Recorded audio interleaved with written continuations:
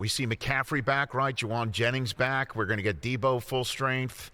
The Christian McCaffrey one's going to be the really interesting one because Kyle Shanahan, who, at various points this week, he said, well, I'm not going to say anything till kickoff, which isn't really realistic because they have to activate him off IR by 4 p.m. Eastern time tomorrow. And then last night on his KNBR radio show, he was saying, yeah, I expect him to be out there, barring a setback or a surprise or something. No. I expect him to be out there. Listen, nobody knows for sure on a day-to-day basis on Christian McCaffrey. Everything right now is trending in the right direction. But they thought everything was trending in the right direction prior to week one, and then he came out. It was the Monday night game. It was like Thursday or Friday. He came out in practice, and he had the worst pain that he'd ever felt. There's optimism that he's beyond that he's going to be good to go. The really interesting thing for me to see, and not just because I have him on my fantasy team, nice, will be the division of labor in that backfield. Because when you're talking about a guy who's had Achilles tendonitis, Achilles pain, at one point spreading to his other leg as well. Christian McCaffrey, when he's been at his best, you're not surprised to see him get 25, 28 carries in the game.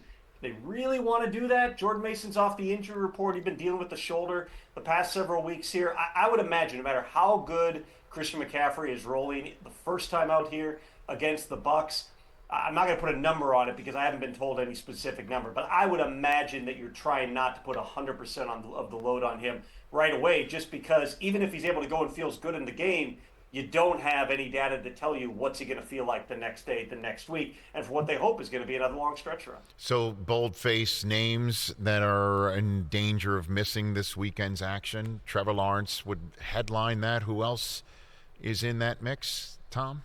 We know Keon Coleman's not going to go for the Bills. Amari Cooper limited in practice again today. So, Bills receiver core that they had certainly, pumped a lot of resources into. That's going to be a question mark headed into this week, and exactly who Josh Allen's throwing the ball to. It could be a heavy Dalton Kincaid game. We'll see how some of that shakes out. I'm interested to see in the Germany game, and you may have more info than I do at this point, Rich, of do we get our first taste of Jonathan Brooks, the top running back who was drafted? Again, am I interested because I have stashed him on a fantasy team all year? Maybe. But also because they just gave Chuba Hubbard a ton of money. Yes. And now you got Jonathan Brooks, who was a highly drafted player. I'd be interested to see what he gets out of. How about let me help you here? Since you help me all the time, Tom, let me help you because I spoke to Dave Canales earlier today. I'm listening. Jonathan Brooks is in the country of Germany right now. And I think they're just going to test it out on the turf and see what goes on Sunday. It does appear that he is a game-time decision, Tom Pelissero. But if there was no chance of him playing, they would have left him in the United States. They did not. He is here in the country of Germany. You're welcome. Well, I'm a Chuba Hubbard owner, so I'm very Chuba Hubbard, I will tell you this. Well, I don't want to waste any more of my precious Tom Pelissero real estate, but I'll tell you what I said about Chuba Hubbard. But there you go. I'm giving you information.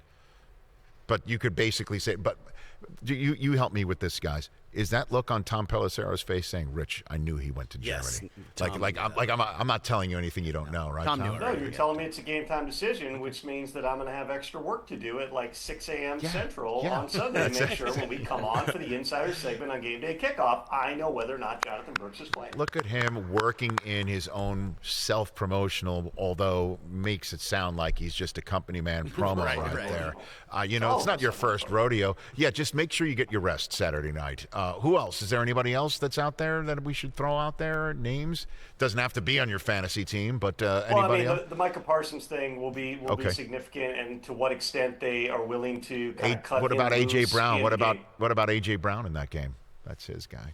What about A.J. Brown in that game? Everything seems like it's trending the right way for A.J. Brown. Obviously, he had a knee. It's more or less, from what I've heard, it's like a contusion or a mild sprain. It's not something major here. They've been cautious in the past with A.J. Brown. We saw that during his last absence here.